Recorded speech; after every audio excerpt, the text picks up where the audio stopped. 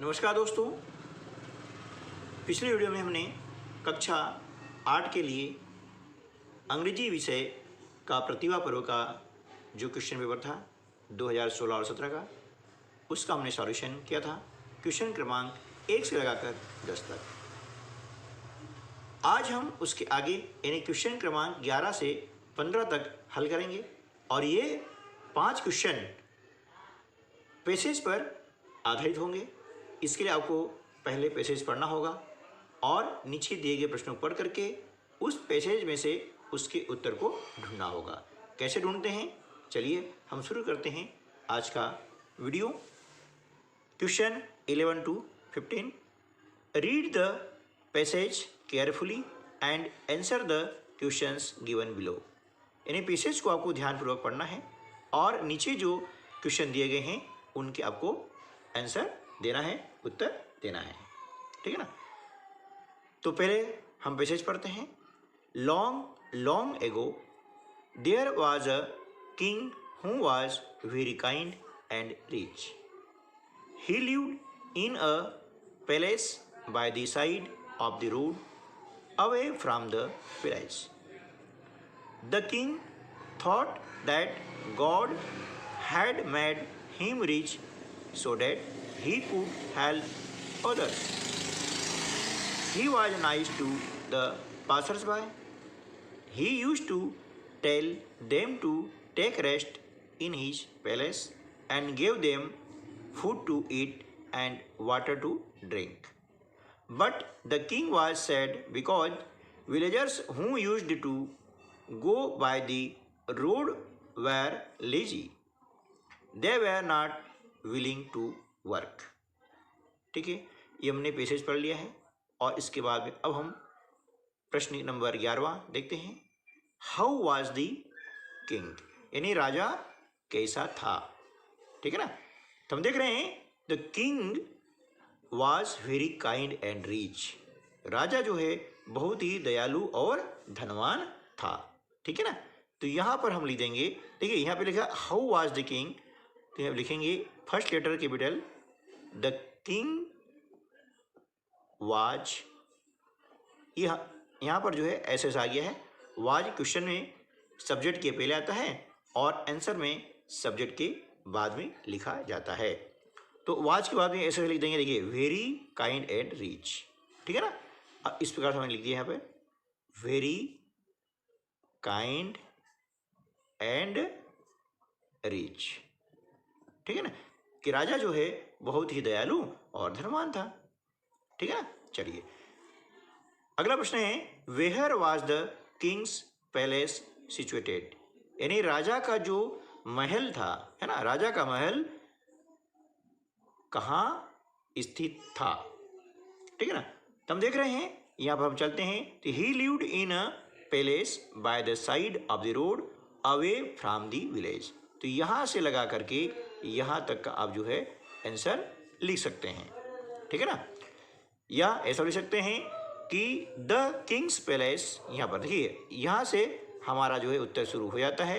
ये the Kings है ना, पैलेस, पैलेस मतलब महल, सिचुएटेड है ना, सिचुएटेड यानी स्थित, कहाँ स्थित है, ये कर सकते हैं कि अवे फ्रॉम द विलेज, यानी गांव से दूर स्थित था।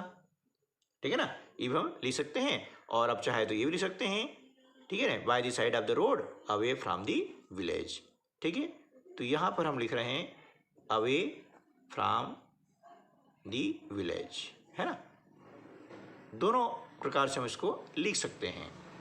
अब यहाँ पर जितनी जगह उपलब्ध हैं उसके अनुसार हमने यहाँ लिखा अवे फ्रॉम द विलेज। ठीक है ना। चलिए नेक्स्ट है, how did the king help others. यानी राजा दूसरों की मदद कैसे करता था। कैसे करता था, देखिए यहाँ पर हम पढ़ेंगे तो आपको मालूम हो जाएगा कि he gave them food to eat and water to drink. तो वह उन्हें क्या करता था, खाने के लिए भोजन और पीने के लिए पानी देता था। इस प्रकार से उनकी मदद करता था। ठीक है। तो यहाँ पर हम लिख देंगे द किंग,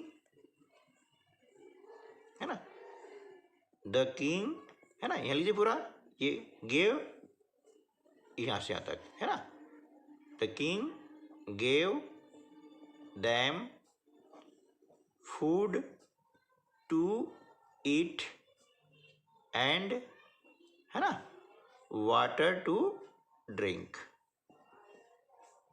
ठीक है, इस प्रकार से यानी खाने को भोजन और पीने को पानी देता था, इस प्रकार से उनकी मदद करता था। चलिए नेक्स्ट है, why was the king sad, राजा उदास क्यों था। व्हाई मतलब क्यों, ठीक है ना। तो उदास क्यों था, देखिए यह है ना, ये लास्ट वाला जो है लाइन से देखिए, but the king was sad because villagers who used to go by the road were lazy. ठीक है ना, यानी जो ग्रामीण लोग वहां से गुजरते थे, है ना, वे कैसे थे, आलसी थे, इसलिए राजा नाराज था। तो यहां पर हम लिख सकते हैं, है ना,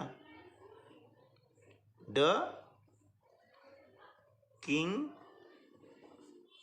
वाज सैड बिकॉज, है ना, अब लिख सकते हैं कि बिकॉज विलेजर्स वेर लेजी। ठीक है ना, ये इस प्रकार से विलेजर्स, ये पूरा लिख सकते हैं, हु यूज्ड टू, है ना, go by the road were lazy, ये भी पूरा हम लिख सकते हैं।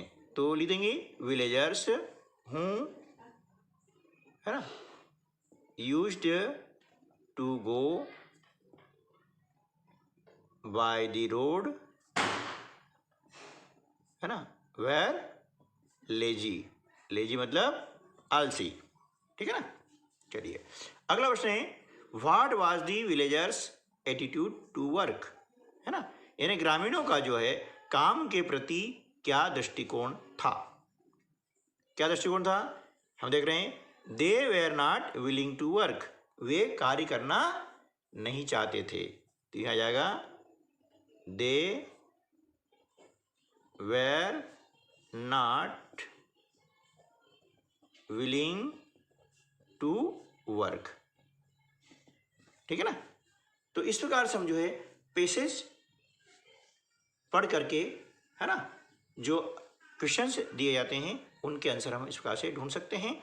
इसके लिए आपको थोड़े से अभ्यास की आवश्यकता होती है और इसी अभ्यास की आवश्यकता को दृष्टिगत रखते हुए हमने ये वीडियो बनाए हैं, ताकि आप इसके देखें और देख करके सीखने का प्रयास करें।